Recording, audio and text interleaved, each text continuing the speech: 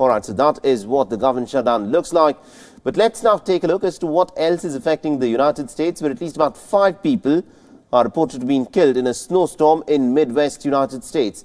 And this is the largest storm to have hit since St. Louis since 2014.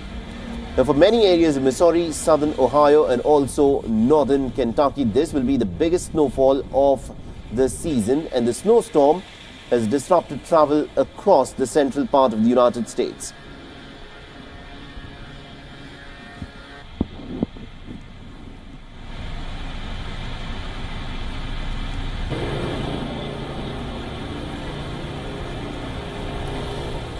Now, 10.4 inches of snow was dumped on St. Louis at midday Saturday. Authorities have said that the storm will last for at least about 12 hours.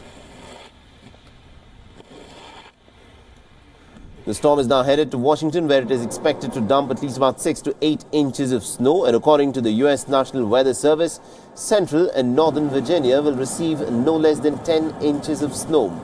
The Virginia's Governor Ralph Northam has declared a state of emergency for the state in anticipation of the storm.